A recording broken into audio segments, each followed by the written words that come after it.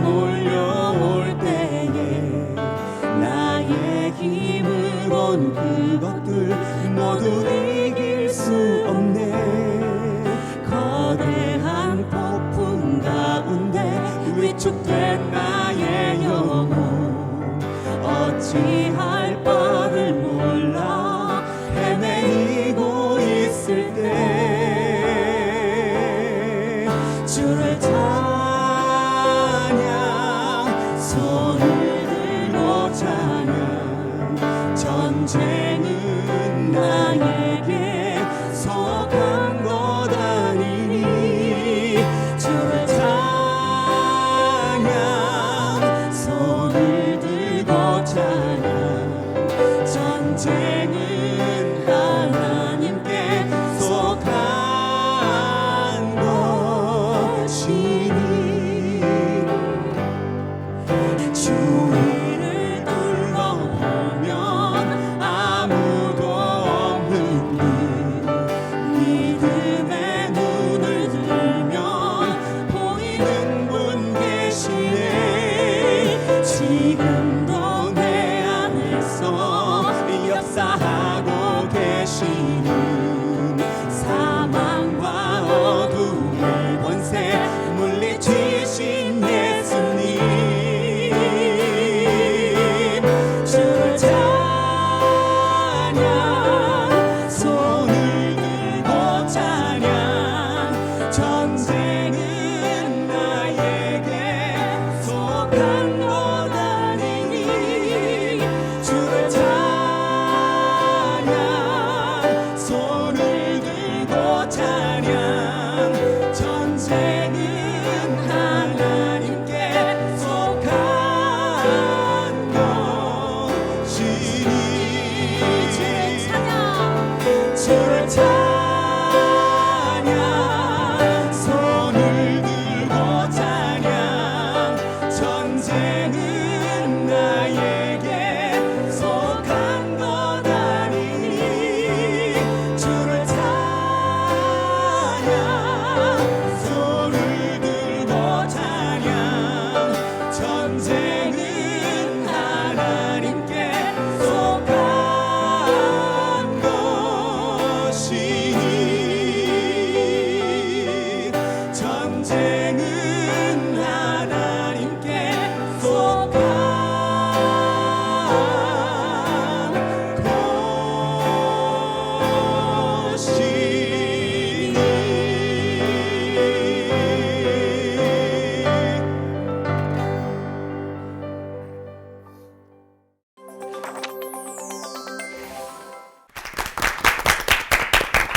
내주는 강한 성이요 방패되신다고 고백하고 찬양했던 루터. 지난 시간에는 면죄부로 천국을 사려는 사람들이 안타까워서 종교개혁을 했던 루터를 만나봤는데요.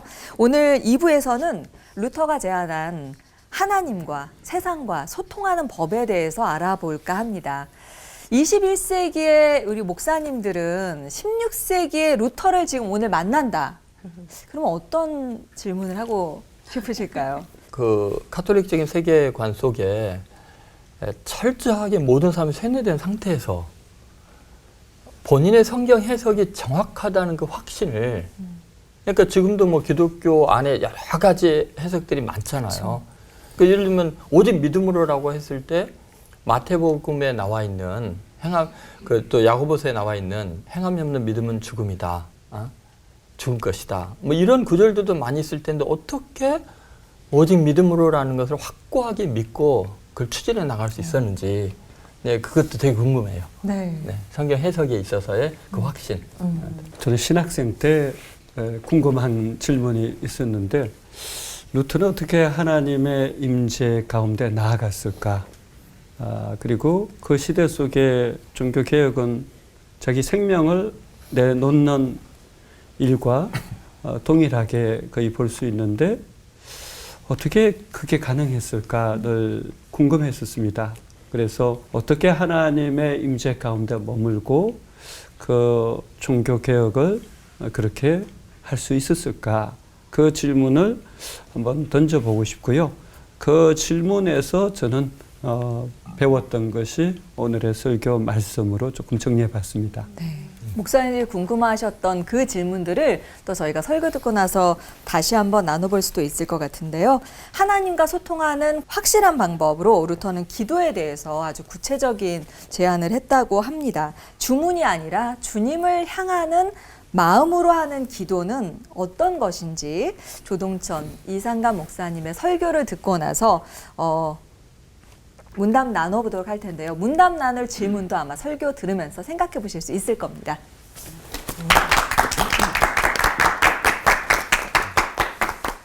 기독교는 주문과 다르게 굉장히 중요한 교리적인 체계가 잘 잡혀 있습니다. 루터의 이 소요리 문답이 있고요.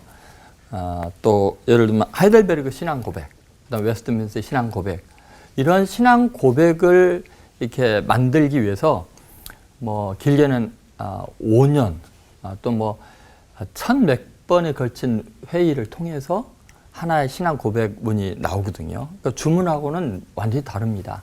주기도문 뭐 처음부터 알겠지만 루터가 강조하는 것들은 이제 그 굉장히 중요하게 구조적으로 파악을 하고 있는 건데, 서원이 있고요. 하늘에 계신 우리 아버지라는 서원이 있고, 그 다음에 나라와 권세와 영광이 아버지께 있습니다 하고 결론적인 아멘까지 결론이 있고, 그 안에 7가지의 기도의 제목이 나와 있습니다. 그 7가지의 기도 제목이 나와 있는데, 그 7가지의 기도 제목은 또 3가지로 나누어집니다. 첫 번째 부분은 하늘의 영적인 복에 대한 이야기예요. 하늘에 계신 우리 아버지 그랬는데, 이름이 거룩히 여김을 받으시며 나라에 임하시며 뜻이 하늘에서 이룬 것이 땅에서 이루어지다. 이것이 영적인 복에 대한 기도다. 그 다음에 이제 우리 육신의 생활에 필요한 것을 기도하는 게 일용할 양식을 주옵시고, 그 다음에 3번째가 뭐냐면 5, 6, 7번째 나오는 이제 기도 제목인데, 그것은 마귀에서 해방하는 기도, 해방을 위한 기도예요. 우리가 우리에게 죄진 자를 사하여 준 것 같이 우리 죄를 사하여 주시고, 우리를 시험에 들게 하지 마시고 다만 악에서 구하옵소서. 이렇게 3부분으로 이제 주기도문을 루터는 이제 나누어서 합니다. 그래서 우리가 기도할 때 이제 그렇게 하라는 거죠. 먼저 그 서원에서 하늘에 계신 우리 아버지라고 하잖아요. 아버지라고 부르는 것은 굉장히 인격적인 관계라는 거예요. 성부, 성자, 성령의 이름으로 기도하는데, 이것은 삼위일체 하나님의 인격적인 관계 속에 있기 때문에 우리가 하나님께 기도할 때 제일 먼저 생각할 것은 중언부언하면 안 된다는 거예요. 분명히 기도의 대상이 우리 아버지라는 것을 잊지 않아야 된다는 거예요. 그러니까 기도는 은혜로 받는 거예요. 첫 번째 이제 기도 제목이 그 하늘의 복에 대한 것 아닙니까? 이름이 거룩히 여김을 받으시오며로 시작을 해요. 첫 번째 기도가 하나님의 이름이 거룩히 여김을 받으시오며. 근데 사실은 하나님의 이름은 원래 거룩하셔요. 우리가 기도 안 해도 그분은 거룩하신 분이에요. 근데 왜 그렇게 기도하라고 했느냐라고 루터가 해석하는 게 뭐냐면은, 하나님의 이름을 거룩히 여김을 받으시라고 하는 것은 우리의 삶을 통해서 하나님의 이름의 욕을 먹을 수 있기 때문이라는 거예요. 이제 로마서 2장 23절에서 24절의 내용을 루터가 인용을 하거든요. 율법을 자랑하는 내가 율법을 범함으로 하나님을 욕되게 하느냐. 기록된 바와 같이 하나님의 이름이 너희 때문에 이방인 중에서 모독을 받는도다. 여기 보면은 하나님의 말씀을 순종하지 않는 것이 하나님의 이름을 욕되게 하는 거예요. 근데 우리는 내가 교리적으로 잘못 말하고 선포하고 뭐 이런 것들로 착각을 해요. 내가 하나님의 말씀대로 순종하지 않는 것, 이게 하나님의 이름을 욕되게 하는 거다. 말씀을 떠나면 우리는 즉시 하나님의 이름을 욕되게 한다는 것을 잊어서는 안 돼요. 그러니까 주문과 다른 게 그런 거예요. 주문 외우는 사람은요, 주문을 얼마나 틀리지 않게 정확하게 외우느냐에 따라서 기적이 일어나고 자기 소원이 이루어진다고 생각하잖아요. 그런데 주기도문에서 말하는 기도는 그게 중요한 게 아니라 하나님의 말씀에 순종의 여부다. 그것이 굉장히 중요하게 반복이 되고 있죠. 이제 두 번째 강구는 나라에 임하옵시며, 세 번째는 뜻이 하늘에서 이루어진 것이 땅에서도 이루어지다. 이것도 하늘의 복에 관한 것 아닙니까? 여기서 이제 굉장히 중요한 것은 뭐냐면, 자기 중심적인 기도가 아니어야 된다. 하나님의 나라가 임한다면 하나님의 나를 다스려야 되는 거예요. 하나님의 뜻이 이루어지는 것이죠. 이 땅에서. 이제 그런 측면에서 굉장히 중요한 것이 뭐냐면, 우리가 하나님의 뜻이 아닌 것을 구할 수가 있다. 그것을 3가지로 루터가 이야기를 해요. 하나는 마귀, 다시 말해서 이 마귀와 속세, 세상에 있는 것과 내 육신 이 세 가지로 구분해. 이거는 성경에 다 근거를 하고 있습니다. 그래서 베드로전서 5장 8절에 너희 대적 마귀가 오는 사처럼 이야기하고 요한일서 2장 15절 17절에 세상에 있는 모든 것이 육신의 정욕과 안목의적과 이생애를 따르는 것이고 로마서 7장 18절에 내 속 내 육신에 선한 것이 거하지 아니한 줄 안다. 그러니까 이 마귀와 세속적인 가치와 내 육신의 욕망 이게 하나님의 나라와 하나님의 뜻을 어기는 거니까 기도로서 이걸 컨트롤할 수 있어야 된다. 이제 그렇게 이야기를 하고 있습니다. 그리고 네 번째가 이제 그 물질에 대한 강구잖아요. 우리에게 일용할 양식을 주옵시고 루터는 이걸 어떻게 하냐면은 모든 의식주, 인간관계, 자연환경, 국제평화까지 우리가 이 땅에 살아가는데 모든 것을 구하는 거다. 이렇게 이야기를 하고 시편 이제 145편 15절 16절을 예를 들어서 이야기를 합니다. 그래서 하나님은 손을 펴서 모든 생물의 소원을 만족해 하신다. 다 먹을 걸 주신다. 이제 그 이야기를 하고요. 그 다음에 이제 5번째부터 7번째까지는 마귀에게서 구원해달라는 기도인데, 그 중에서 정말 신기한 게 5번째도 마귀에게서 구원해달라는 기도에 넣었거든요. 5번째가 뭐죠? 우리가 우리에게 죄 지은 자를 사하여 준 것처럼 우리의 죄를 사하여 주옵시고. 왜 이렇게 했냐면요.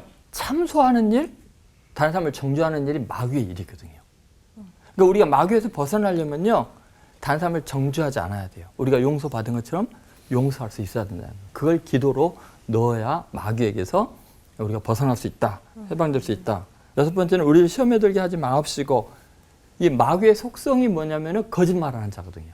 그러니까 시험에 든다는 것은 우리를 기만해서 신앙에서 떠나가게 하기 때문에 시험에 들게 하지 말라 달라고 기도하라는 거죠. 그리고 7번째는 다만 악에서 구하옵소서. 이것은 우리의 영육간을 죄에서 구원할 뿐만 아니라 우리의 영혼이 천국에 갈 수 있도록 인도해 주십시오라는 거죠. 사도 바울도 맨 마지막에 그 기도를 했습니다. 디모데후서 4장 18절에 주께서 나를 모든 악한 일에서 건져내시고 또 그의 천국에 들어가도록 구원하시니 그에게 영광이 세세 무궁토록 있을지어다. 디모데후서는 맨 마지막에 바울이 쓴 책이거든요. 거기에서 바로 주기도문의 마지막 부분을 붙잡고 사도 바울도 기도했다는 걸 알 수 있죠. 루터도 마찬가지입니다. 그리고 마지막 이제 송영, 종결 부분에서는 대개 나라와 권세와 영광이 아버지께 영원히 있습니다. 이 말은 무슨 말이냐면 결국은 하나님이 다스리신다.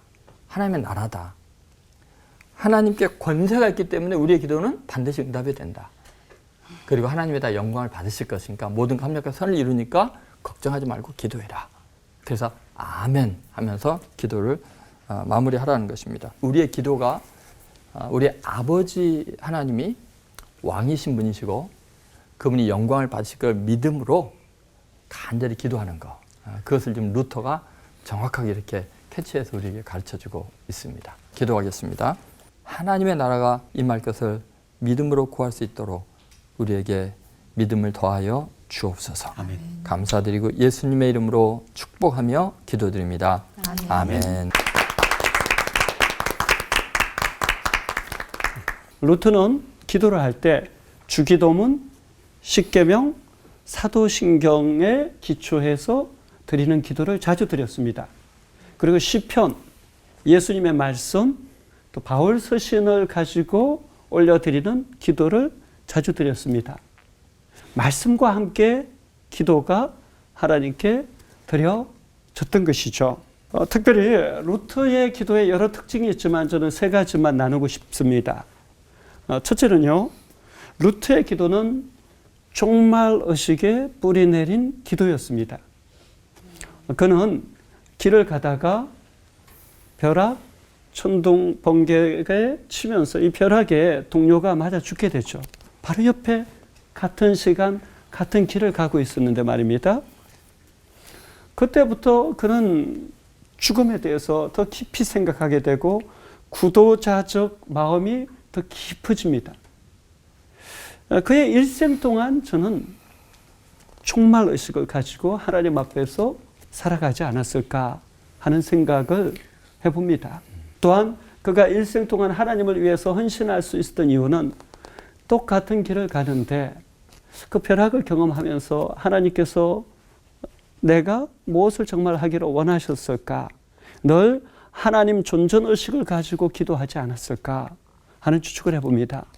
여러분, 오늘날 우리의 기도가 내가 내일 하나님 앞에 선다라면 어떻게 할 것인가라는 이러한 종말의식을 가지고 또 동시에 하나님 존전의식을 가지고 기도한다라면 우리의 기도는 굉장히 달라질 거예요. 두 번째, 루트의 기도의 특징은 말씀에 깊이 뿌리 내린 기도였다라는 겁니다.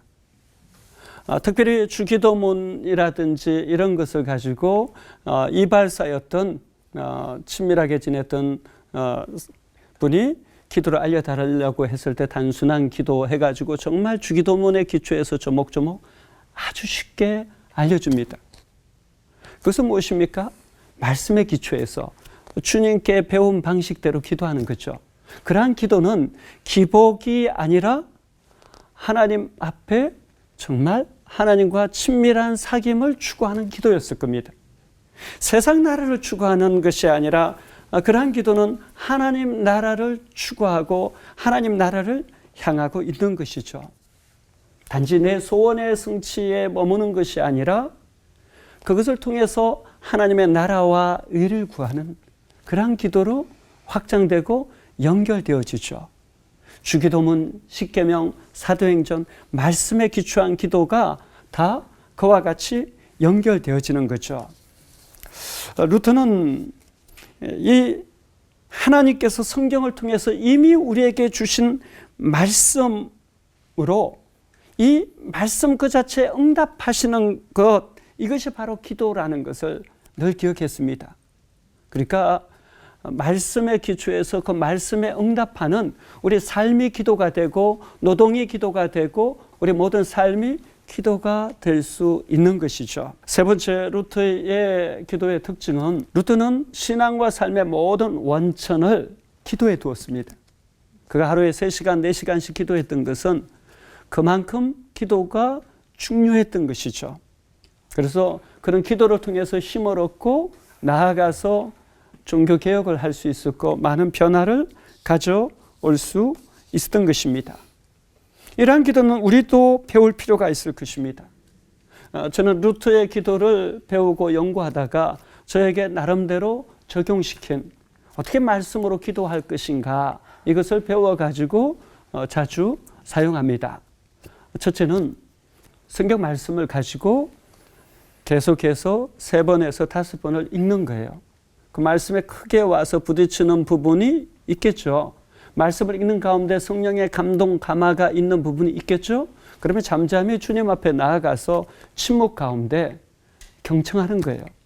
그 말씀이 내 영혼에 들려지는 그 소리를 경청하고 이 말씀이 시대와 충돌하면서 부딪혀오는 그 소리를 경청하고 말씀이 이 시대의 고통, 고난, 고독의 현장에서 충돌하면서 들려오는 소리를 듣는 거죠. 그리고 하나님, 그러면 제가 이러한 세상 속에서 어떻게 살아가야 합니까? 세상 속에서 행동하기 위해서 다시 하나님께 묻고 듣는 거죠. 여러분, 그렇게 말씀의 기초에서 경청하고 질문하는 대화식 기도, 사귐의 기도, 침묵의 기도를 통해서 적용으로 나아가고 행함이 있는 믿음으로 나아간다라면 우리의 기도는 기복이나 주술에 머무는 것이 아니라 세상을 아름답고 건강하게 만드는 기도가 될 것입니다. 저는 루터에게서 배운 이 기도를 여러분과 나눈 이유는 우리가 이 시대에 정말 루터가 했던 기도가 너무나 절실히 필요한 시대예요. 점, 굿, 주술, 무당, 온갖 우상 숭배가 만연한 이 시대에 정말 종교개혁의 정신으로 돌아가서 하나님 앞에 깨어 기도하면서 이 시대에 정말 진정한 예수님의 제자의 길을 가는 우리 모두가 될 수 있기를 소원합니다. 기도하겠습니다. 하늘에 계신 우리 아버지여, 당신의 이름이 거룩히 여김을 받으시오며 나라가 임하옵시며 뜻이 하늘에서 이루어진 것 같이 땅에서도 우리를 통해서 이 시대 그리스도인을 통해서 이 민족 가운데 이루어지게 하여 주옵소서. 아멘. 예수님의 이름으로 기도하옵나이다. 아멘.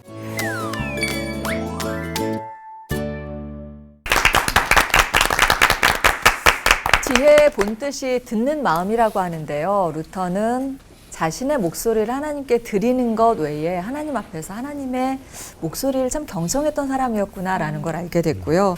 교수요, 목사요, 또 저술가로서 상당히 바빴을 루터의 일생을 지탱시킨 원동력이 하루에 서너 시간이나 기도를 했다니 정말 놀랍습니다. 그렇죠.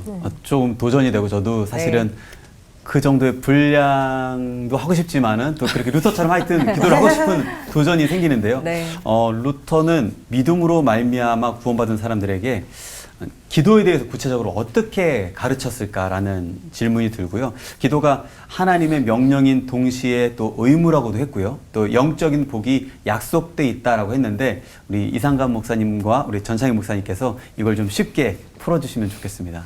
저는 그냥 한 가지 이야기를 하고 싶은데 루터가 이제 어떻게 기도하라고 했는가? 페터 베스켄도르프라고 하는 사람이 있어요. 어느 날 이제 살인을 저질러요. 근데 그 대상이 자기 사위였습니다. 그러니까 사위가 용병이었는데 허풍이 심했어요. 나는 칼로 찔러도 끄떡 없어 이렇게 막 말을 한 거예요. 이제 이 페터가 할아버지인데 어느 날 술이 취해갖고 이 사람을 찌릅니다. 죽었어요. 근데 이제 이 사람이 사형을 받아야 되는데 루터가 도와줘서 추방을 당합니다. 근데 이 사람이 이게 굉장히 후회가 될 거 아니에요. 너무 마음이 어렵고 그래서 루터에게 편지를 써요. 도대체 내가 죄를 많이 졌는데 내가 좀 어떻게 기도하면 좋겠습니까? 이렇게 편지를 써요. 루터가 편지로 답을 합니다. 그게 지금 책으로 나왔어요. 편지인데 단순한 기도 이렇게 나왔어요. 아주 얇은 책이에요. 거기 내용이 사실은 아까 목사님 말씀하셨던 내용에 다 들어있습니다. 저는 이제 많은 이야기도 있고 다 하실 것 같아갖고 제가 인상 깊게 봤던 그 얘기의 이제 처음과 사실 나중이었는데 처음에 이런 얘기를 해요. 기도할 때 기도 미루지 말아라. 마음이 심란하거나 복잡할 때 당장 가서 기도해라. 이런 얘기를 합니다. 이 루터는 기도를 어렵게 해라는 게 아니라 해라. 그리고 그 기도를 할 때 루터는 보니까 시편이나 주기도문, 사도신경, 또 뭐가 하나 더 있죠? 십계명 이런 것들을 하나하나 곱씹는 것 자체를 기도라고 생각을 했습니다. 그리고 쭉 넘어가서 마지막에 이건 다 주기도문의 이제 마지막 부분인데 아멘 하고 확신 있게 기도해라. 어렵진 않은데 루터가 얘기하니까 권위가 있어요. 야 기도하자. 그리고 나중에 아멘 하고 확실히 기도하자. 제가 이 정도면 이제 더 깊이는 저기 들어가시면 될 것 같습니다. 미루지 말고 하시라. 예. 네, 사실 아까 말한 이발사가 사위를 의도치 않게 잘못해서 이렇게 죽이게 되면서 가 있을 때 기도를 가르쳐 주거든요. 저는 그 기도에 대해서 이렇게 읽으면서 굉장히 와닿았던 것이 이발사니까 이발사의 비유에서 표현을 합니다. 이발사가 이발을 할 때 정말 세밀하게 주의를 기울이면서 해야지 딴 정신을 가지고 딴 점 팔면 위험해지지 않느냐. 그와 같이 당신의 기도도 하나님 그분 자신에게 좀 집중할 필요가 있다. 이것을 저는 조금 우리 현대 사회에 우리에게 적용할 필요가 있다고 생각합니다. 오늘날 우리의 기도는 말씀에 기초하지 않으니까 자꾸 무속적 기도로 흘러가요. 주술이나 주문처럼 돼요. 그래서 우리의 기도를 아무리 해도 인격적인 변화나 삶의 변화가 일어나지 않고 오히려 세상의 소금과 빛으로 존재하는 것이 아니라 오히려 기독교가 호감도가 14%로 떨어지고 또 교회가 혐오시설처럼 이상하게 된단 말이죠. 그러니까 여러분 기도는 하되 철저하게 말씀에 기초해서 하나님 앞에 집중해서 드리는 기도가 좋은 기도예요. 그렇지 않으면 많은 사람들의 기도는 무속적 기도도 있지만 또는 자기 신념에 기초한 기도. 나의 소원 성취를 계속 강력하게 밀어붙여요. 이루어질 때까지. 그래서 루터가 가르쳐준 기본 중에 기본, 말씀에 기초해서 말씀과 함께 기도하라. 저는 조금 더 쉽게 이 말로 마무리를 할게요. 여러분이 30분 기도하시면 15분 성경을 읽고 묵상하시고 그 다음 그것을 어떻게 실천하실까 하는 것으로 하나님께 묻고 경청하는 시간을 15분 동안 기도를 통해서 해보십시오. 그러면 틀림없이 하나님의 임재를 경험하고 삶의 변화, 인격의 변화를 경험하게 될 것입니다. 이렇게 얘기하고 싶어요. 네. 제가 말씀을 들으면서 계속 죄송한 게 그 루터는 주기도문이야말로 순교하고 있는 기도라고 했다는데 오늘날 성도들은 예배 시간에 주기도문을 속사포 랩하듯이 엄청 누가 호다닥 빠르게. 이렇게 암송하면서 지나가잖아요. 저부터도 그러는데 너무하다 싶은데 누가 더 빠르게 하나? 예, 누가 더 빠르게 시합하듯이 하는데 그 주기도문을 제대로 드리는 확실한 방법이 없을까요? 우리 조동천 목사님, 우리 최준 목사님께 좀 여쭤보고 싶습니다. 그 앞에서 늘 나왔던 이야기인데 이제 루터의 아주 특징적인 것이 뭐냐면 기도와 말씀을 분리를 안 하고 그리고 성령의 역사를 굉장히 중요시 여깁니다. 기도의 요소에 있어요. 그래서 우리가 기도할 때 가장 중요한 것이 진리의 말씀을 읽고 그 말씀을 적용하는 기도를 해야 된다. 그래서 이제 루터가 하는 게 뭐냐면 십계명을 하나하나 이렇게 되짚으면서 그걸 가지고 기도를 하는 거예요. 내가 하나님의 이름을 망령 때 여긴 건 뭐가 있습니까? 하나님. 이런 식으로 예를 들어서. 그 다음에 신앙의 본질인 사도신경. 하나하나마다 되짚으면서 기도를 하라는 거죠. 사실 뭐 우리가 기도할 때 그러잖아요. 기도 어떻게 30분에 이러는데 만약에 십계명, 사도신경, 주기도문 이걸 가지고서 하나하나 되짚으면서 기도하면요. 기도할 내용이 너무 많아요. 시간 후딱 지나가겠죠. 이제 그런 측면에서 진리의 말씀을 가지고 기도하는 거다. 그러니까 내 중심적인 욕망을 추구하는 게 아니라 진리의 말씀을 어떻게 내 안에 실현시킬 것인가. 그 다음에 이제 주기도문을 할 때 가장 중요한 것 중에 하나가 하늘에 계신 그 초월자를 아버지라고 고백하고 마지막에도 이 모든 영광을 받으실 분이 아버지라고 고백하는 거예요. 그래서 주기도문을 할 때 그걸 생각해도 내가 지금 아버지에게 기도하고 있다. 그런 생각을 해야 되고요. 그리고 이제 관계적인 측면에서 굉장히 중요한 기도의 제목의 세 가지, 그 루터가 말했던 그 세 가지 부분, 하늘에 속한 복, 이름이 거룩히 오늘 받으시면 나라의 마실 뜻이 하늘에 이루어진 것처럼 이거하고 그 다음에 물질적인 필요성, 그 일용할 양식을 주시고 그 다음에 나머지 마귀에게서 해방시켜 주실 것을 간구하는 거. 그러니까 이런 세 가지 차원을 분명히 생각하면서 주기도문을 다시 한번 반복한다면은 그 기도가 굉장히 의미 깊어질 거다. 그리고 마지막으로는 기도응답의 확신을 가져라. 왜냐하면 되게 나라와 권세와 영광이 누구에게 있어요? 내 아버지에게 있어요. 최종 결정권자가 내 아버지세요. 그러니까 아멘 하면서 믿음으로 구해야 된다. 그렇게 아멘. 네, 빨리 끝내라는 줄 알겠습니다. 루터식으로 해보겠습니다. 뭐 앞서 다 설명을 하셨기 때문에 제가 조금만 더 거기에 보충 설명을 하면 루터는 규칙적인 시간을 정하고 기도하는 건 굉장히 중요하게 이야기를 하고요. 장소로서는 골방과 교회당을 이야기를 합니다. 골방은 하나님과 독대하는 장소이고 교회당은 함께 기도하는 공동체가 있다고 하는 것을 늘 기억을 하면서 중보하는 자리로 이야기를 하고요. 그 다음에 또 특징적인 것은 앞서 이제 다 말씀을 하셨지만 거기 조금만 더 덧붙이면 말씀을 가지고 기도하되 그 말씀 한 구절 한 구절을 네 가지 분야로 나누어서 기도하라고 자기의 경험을 이야기를 합니다. 예를 들어서 이런 거죠. 하늘에 계신 우리 아버지 이름을 거룩히 여기시오며 라고 하는 그 구절이 있다면 그것의 본래 뜻은 무엇인가? 라고 하는 것을 묵상을 하고 그 다음에 감사를 하고 그 하나님 아버지께서 나를 이렇게 보호해 주시고 내가 이렇게 살아갑니다 라고 하는 감사를 하고요. 그 다음에 회개를 해야 되는데 무엇을 회개를 하냐면 내가 그렇게 살아가지 못하고 있는 것들. 그 다음 이야기가 뭐냐면 간구입니다. 주님, 내가 이렇게 살아갈 수 있도록 나에게 도와주십시오. 내 힘으로는 안 됩니다. 그리고 나 혼자뿐만 아니고 내 이웃들과 함께 하나님의 이름을 거룩하게 드러낼 수 있는 삶을 살게 해주십시오. 그래서 본뜻, 감사, 회개, 간구 이렇게 네 가지 분야로 기도를 하라고 이야기를 해요. 그 다음에 정말 중요한 거 이미 다 앞서서 다 말씀을 하셨는데요. 그렇게 기도하다가 성령이 나를 사로잡으면 거기에서 모든 생각을 중재하고 성령이 나를 이끄시는 대로 거기에 맡겨라 라고 이야기를 합니다. 그렇게 기도를 한다면 사실 우리 뭐 2분, 3분 기도가 아니라 정말 굉장히 오랫동안 말씀을 가지고 그렇게 기도할 수 있고 하나님의 뜻이 무엇인지 정말 그 뜻 안에서 살아갈 수 있도록 주님께서 성령께서 우리를 도우신다라고 하는 것이 루터가 가지고 있었던 그런 믿음이었다고 볼 수가 있습니다. 골방에서 뜨겁게 기도했던 그 루터의 뜨거움이 여기 스튜디오에도 전해지는 것 같은데요.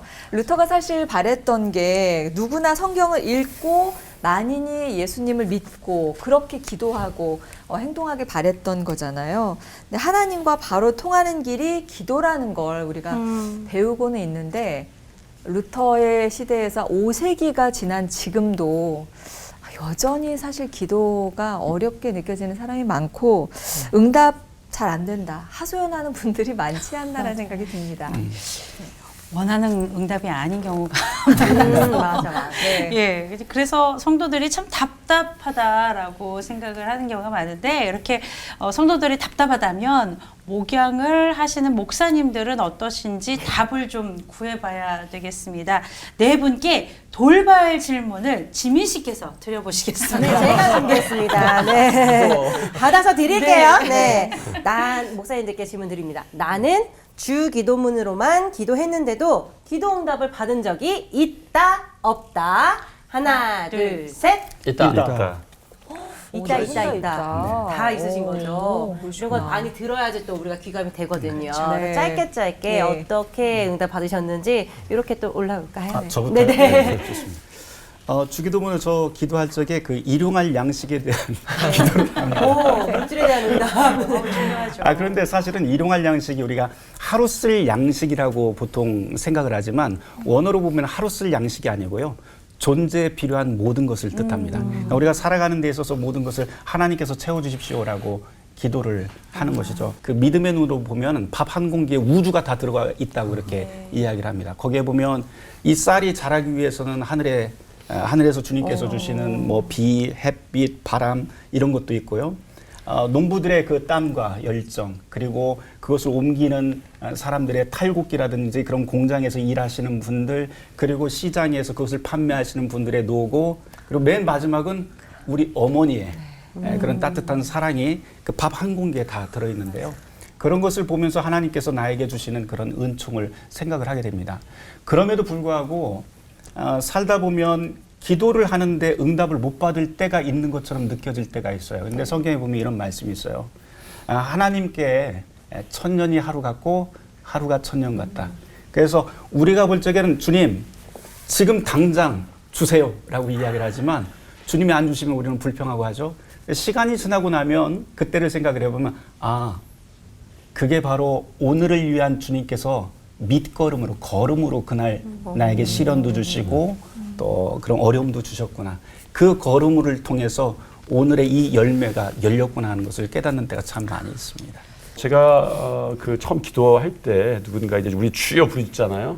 그래서 내 아버지여 부르짖을 때 아버지는 이미 전투 준비가 끝나셨다라는 이야기를 하셨어요. 그러니까 이미 있어야 될 모든 것들을 다 준비해 놓으시고 우리가 가끔가다 제 그 자녀들이 어떨 때 조금 목소리가 이상하게 아버지 그러면 뭐든지 해줄 준비가 다 돼 있어요. 그런데 내 아버지 기도하는 순간에 그게 믿겨지는 거예요. 내 아버지. 그래서 저는 이미 이루어진 기도로 저는 받아들였습니다.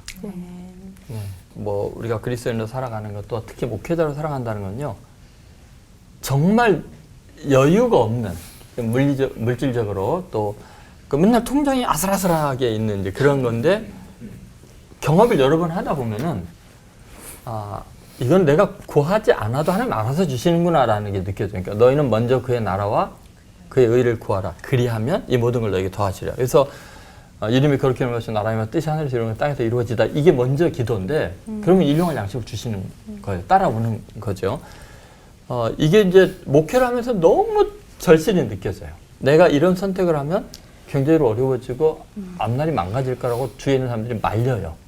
법적인 문제나 여러 가지에서도 그래요. 근데 신기하게 내가 그걸 추구하는 것보다 훨씬 더 풍성하게 채워주시는.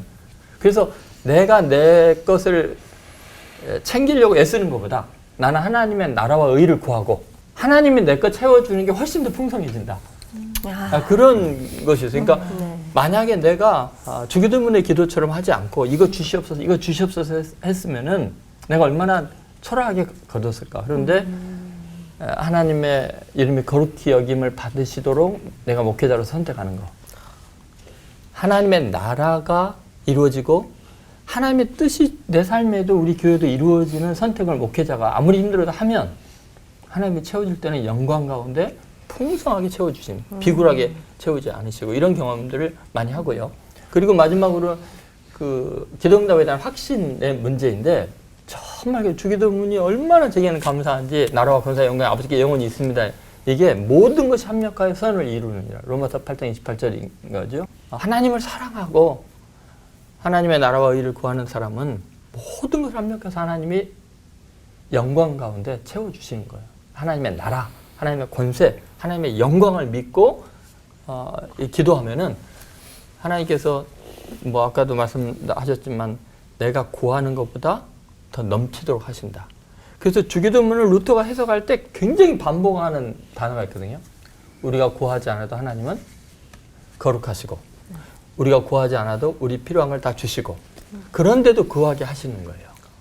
그래서 기도는 진짜 은혜다. 거래가 아니다. 그래서 아버지께 나가는 그 든든함으로 주기도문을 할 때마다 응답받는 기쁨이 충만한 걸 경험하게 됩니다. 네. 하나님의 뜻이 나를 통하여 이루어진다라는 그 말씀이 오늘 되게 다가왔습니다. 하나님의 뜻이 무엇인지, 나를 통해서 하시고 싶은 일이 무엇인지를 묻고 우리가 좀 나아갈 수 있다면 나만을 위한 기도를 드리게 되지는 않을 것 같고요. 또 나라와 민족 이렇게 거대하게 좀 시야를 넓힐 수 있는 우리 이웃들을 향한 기도를 할 수 있지 않을까 싶어요. 우리 올포원 하는 중에도 이렇게 나라와 민족을 위해서 기도하고 우리 올포원 식구들 위해서도 중보 기도를 하고 그러고 싶은 마음이 들 것 같습니다. 네, 맞아요. 저도 그렇습니다. 진짜 기도와 질문이 세상을 바꾼다는 걸 오늘 진짜 많이 배우고 있거든요. 그래서 이게 좀 궁금해졌습니다. 교회와 기독교인들이 루터처럼 사회 참여를 통해서 세상을 바꾸는 역할을 나자 하는 게, 감당하는 게 맞을까요? 아니면 기도와 간구로 하나님의 크신 뜻을 기다리면서 그냥 기대하는 마음으로 기도만 하는 게 맞는지, 어떤 게 맞는지 사실 요즘 같은 시대에는 더 헷갈리거든요. 네 분께서 조금 정답은 아니더라도 의견을 좀 같이 나누셨으면 좋겠습니다.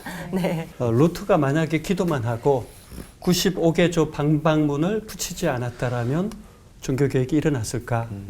칼빈이 만약에 기도만 하고 칼빈 주석서를 쓴 것처럼 그 말씀을 계속 전파하면서 제네바시를 하나님이 기뻐하시는 방향으로 바꾸기 위해서 행함이 있는 믿음으로 헌신하지 않았다라면 종교개혁이 가능했을까?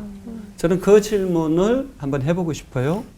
또 동일하게 우리 시대에 어쩌면 기도해야 된다라는 것은 원론적이고 정답 맞아요. 그러나 하나님이 주시는 지혜와 감동과 용기 붙들고 세상에 구부러지고 어그러진 부분에 들어가서 그리스도인이 소금과 빛의 역할을 감당할 때 빛의 밝기만큼 어둠이 밀려날 것이고 네. 소금의 농도만큼 그 모든 그 바다가 지켜지는 것처럼 우리 세상이 지켜질 수 있으리라 생각해요. 그런 의미에서 우리 시대 어떻게 보면 정말 행동하는 믿음, 하나님이 주시는 지혜, 영감, 통찰력 붙들고 세상 속으로 주님과 함께 달려가는 그리스도인들 필요한 시대가 아닌가. 저는 그런 한번 고민을 해봅니다. 네. 누구를 사랑하기는 내 마음은 대로 안 되고 기도밖에 없어요. 그래서 이제 주기도문에 그 기도에 대한 얘기가 있는 것 같은데 저는 그런 생각은 해요. 그러니까 우리 기도가 이제 사회가 우리가 들어가서 뭔가를 한다라는 것보다 주기도문에 나와 있잖아요. 하나님 나라가 임하시오며. 그러니까 우리의 목표는 어떤 교회가 따로 있고 사회가 따로 있는 것이 아니라 사회와 하나님 나라가 일치하는 게 우리의 이제 목표잖아요. 하나님 나라가 뭔가 생각해 봤을 때 저는 그냥 간단하게 생각했습니다. 하나님 나라, 하나님이 다스리는 나라다. 그러면 우리가 삶의 어떤 자리에서든지 하나님의 다스림을 받으면 그게 이제 세상에 대한 참여가 되겠다라는 생각을 합니다. 그래서 이제 근데 우리가 되게 기도할 때 이게 어려워요, 사실은. 하나님의 뜻을 파악하기 어려워요. 왜냐하면 보통 기도할 때 하나님의 뜻을 알기 위해서 우리 기도했던 그 시절보다 내 뜻을 관철시키기 위한 기도가 시간이 많기 때문에 그래서 하나님 뜻을 알기가 좀 힘든 것 같아요. 그런데 기도 가운데 하나님의 뜻을 알 수 있으면 하나님 다스림을 좀 받겠다. 그럼 세상에 하나님 나라에서 그게 그냥 참여가 아니라 하나님 나라 사는 것이 되겠다. 이런 생각을 좀 합니다. 하나님이 원하시는 나라를 어떻게 우리가 알 수 있는지에 따라서 참여하는 방법이 또 달라질 것도 같네요. 네. 네. 그 루터가 세상을 이해하는 방식에 대한 그 방식을 설명하는 것이 답변이 될 것 같은데요. 이 질문이 먼저 좀 여러분에게 좀 생각을 하기 위해서 질문을 먼저 던지는 게 좋을 것 같아요. 주일날 아침에 교회를 가려고 하는데 갑자기 남편이나 아이가 갑자기 까무러치면서 쓰러졌습니다. 와. 교회를 가야 될까요? 병원을 가야 될까요? 병원. 교회를 왜 안 가세요? 병원을 갔다가 두 번째 질문입니다.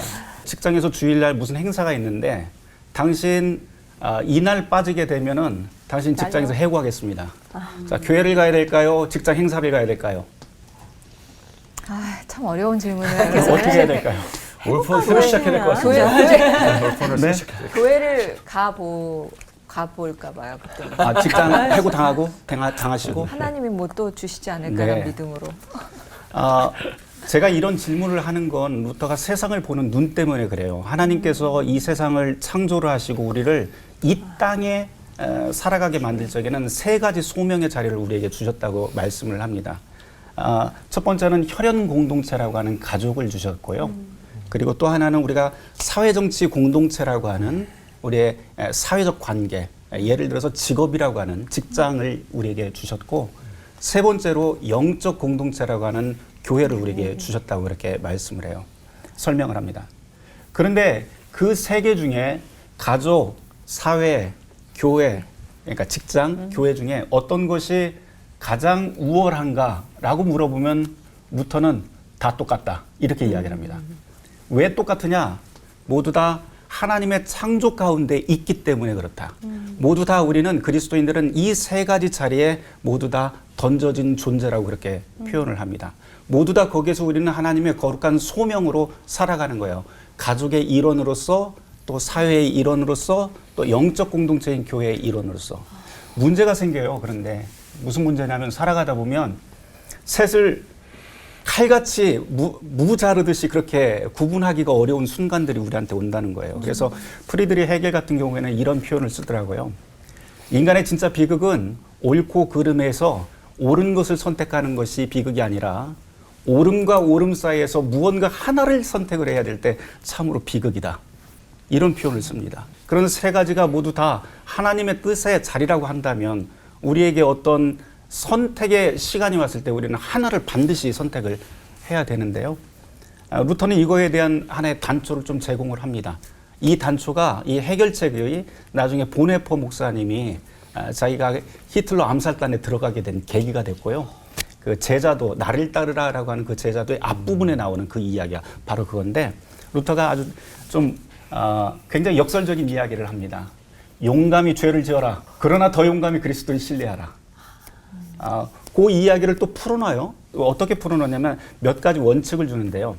선택을 할 적에는 원칙이 있다. 첫 번째, 네 자신이 아니라 이웃을 위한 선택을 할 것. 첫 번째입니다. 두 번째, 오늘 당장이 아니라 내일을 위한 선택을 할 것. 세 번째, 네가 선택했으니 네가 책임져라. 죽더라도, 맨 끝에 죽더라도. 그게 바로 보네퍼의 윤리거든요. 그런데 거기서 끝나면 억울하잖아요, 우리가. 너무 억울하잖아요. 루터의 그 말, 용감히 죄를 져라. 그 다음이 더 용감히 그리스도를 신뢰하라. 그리스도가 어떤 분이시냐 하는 것을 이제 루터는 말하기 시작을 합니다. 그리스도는 죄와 함께 죽고 우리와 함께 살아나시는 분이다. 라고 하는 거예요. 그러니 죽더라도 주님께서 우리를 살리신다라고 하는 그 믿음으로 이 땅을 살아가야 된다. 라고 그렇게 루터는 표현을 합니다. 하나님께 기도한다는 것도 우리가 하나님과의 대화, 말이라고 하는 그런 표현으로 언어학자의 말을 빌어서 여기다 적용을 시킨다면 우리의 교회도 한번 그렇게 생각해 볼 수 있지 않을까. 어떤 교회는 잔소리만 하는 교회, 어떤 교회는 정보 전달만 목사님의 그 지식을 막 뽐내는 교회, 또 어떤 교회는 감성적으로 참 목사님께서 여기저기 다 다독이면서 교인들의 아픈 것, 이사 가는 것 다 챙기시는 숟가락 하나까지도 챙기시는 그런 목회의 교회. 근데 진짜 교회는 어떤 거가 울림이 있는 교회, 반복적인 행동, 그 말씀과 사랑을 가지고 교회 안에 울타리에만 머물지 않고 이웃과 함께 더불어 살아가는 그런 교회. 이게 정말 울림 있는 교회이고 울림 있는 기도가 아닐까 그런 생각을 좀 해보게 됩니다. 네. 답을 들으면서 더 많은 질문이 생기는 오늘 우리에게 어떤 선택을 해야 될까라는 기도의 자리로 나가고 싶어지는데요. 얘기를 나누면서 루터가 진짜 이 자리에 있었다면 어땠을까 상상도 해보고 심히 궁금해지는 부분이 있습니다. 네. 루터가 오늘날 진짜 있다면 어떤 질문을 했을까라는 생각이 드는데, 목사님들이 루터라고 하신다면 생각하시고 한번 질문을 직접 하시고 답을 하신다면 어떨까 싶습니다. 루터라면 21세기의 우리들을 어떤 질문으로 깨우고 답을 주셨을까? 이것이 질문입니다. 아마도 그 루터가 그 21세기에 온다면 인간의 자기 의와 그 업적과 발전 앞에서 하나님의 주권과 하나님의 영광이 가려지는 이 시대에 대해서 굉장히 신랄한 질문을 던질 것 같아요. 그건 뭘 의미하냐면은 지금 인간의 공로로 죄를 사함받을 수 있고 내가 이런 일을 행하면 이게 하나님의 일이 된다는 인간의 자기 업적, 자기의 능력을 의지하는 이것이 나중에는요 반드시 우리 인간을 무너뜨리게 돼 있어요. 그래서 루터가 말하는 그대로 어쩌면 이 시대에 하나님의 말씀으로 돌아갔냐, 아니면 정말 오직 믿음으로만이냐, 오직 은혜로만이냐, 오직 하나님께만 영광이냐, 이거는 교회나 이 시대에 있어서 굉장히 중요한 화두라고 생각하고요. 지금 절실히 인간이 절대적인 능력으로 하나님 자리를 다 대체할 것 같고 이제 기계가 그 자리를 대체할 것 같은 시대에 여전히 하나님의 은혜가 필요하다. 겸손히 하나님 앞에 나아가야 된다. 그리고 하나님께만 영광을 돌려야 된다는 이런 루터의 신학은 가장 절실히 필요한 때가 아닌가 그런 생각을 하게 됩니다. 저는 한국 사회에 루터가 왔다면 어떤 질문을 하고 어떤 고민을 할까 이런 생각을 해봤어요. 한국 사회에 도사, 법사가 판치고 있고 점과 굿이 어느 때보다 흥왕하고 있고 또 각종 무속, 주술 이런 것이 많아지고 있잖아요. 850대 1 싸움을 이렇게 엘리야가 했듯이 그 루터라면 이 시대 루터라면 그 850대 1 다수의 편에 서는 것이 아니라 진리의 편에 서 가지고 치열하게 하나님 앞에서 고민하게 하는 메시지, 고민하게 하는 질문을 던졌을 거다.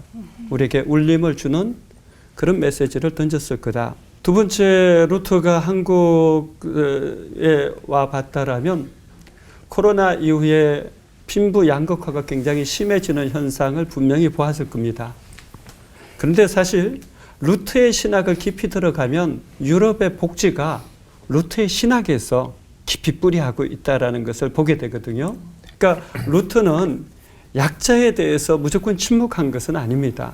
그 시대 상황에 따라서 약간 흔들림은 있었지만 가장 기본적인 것은 성경 말씀의 기초에 있었기 때문에 이 빈부 양극화의 문제에 대해서 성경적인 질문을 하고 성경적인 답을 찾아가도록 했을 거라고 생각해요.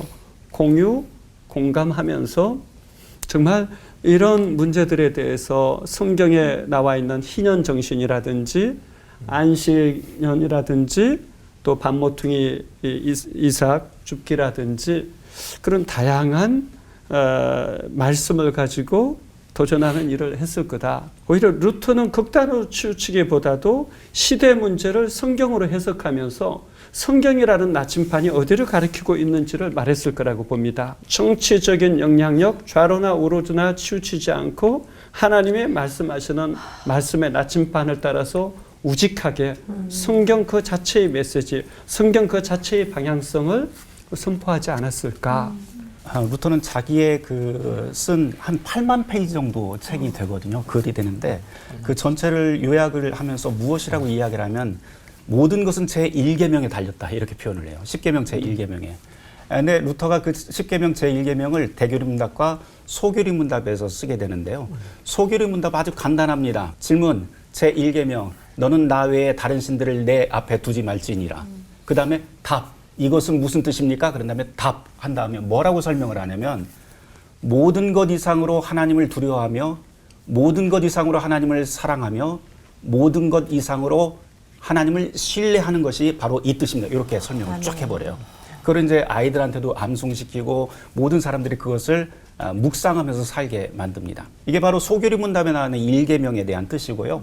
요거를 이제 대교리문답에서는 어른들과 목회자들이 이것을 조금 풀어서 설명을 해놓습니다. 거기에 보면 이런 표현이 나와요. 내 심장을 사로잡고 있는 것, 그리고 네 심장을 걸어놓은 것, 그것이 바로 너의 하나님이다. 이런 표현을 씁니다. 무서운 이야기예요, 사실은. 왜냐하면 이 말을 다른 말로 하면 우리가 살아가면서 나에게 제일 필요한 것이 무엇인가? 내가 제일 의지하면서 살아가는 것이 무엇인가? 어떤 사람에게는 돈일 수도 있고요. 명예일 수도 있고 한데 루터는 그거를 물어보는 거예요. 너에게 하나님은 누구인가? 라고 하는 것. 아마 21세기 지금 오늘 이 대한민국 사회에 루터가 나타나서 우리에게 묻는다면 다시 한 번 더 그 1계명을 다시 우리에게 물어보지 않을까? 너의 하나님은 누구인가? 라고 말입니다. 목사님께서 해주신 이 울림 있는 질문들을 우리는 어떻게 답을 해야 될까라는 고민했으면 좋겠고요. 당신의 마음이 매달려 있고 당신의 모든 것을 지탱하는 대상, 그것이 바로 당신의 신입니다라고 루터가 또 말을 했다는 얘기도 적어봤습니다.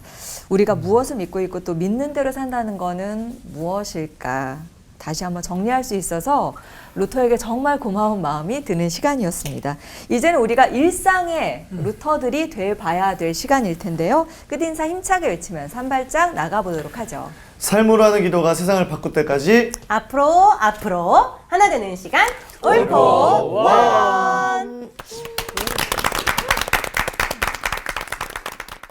궁금했던 신앙 질문을 올포원에 보내주세요.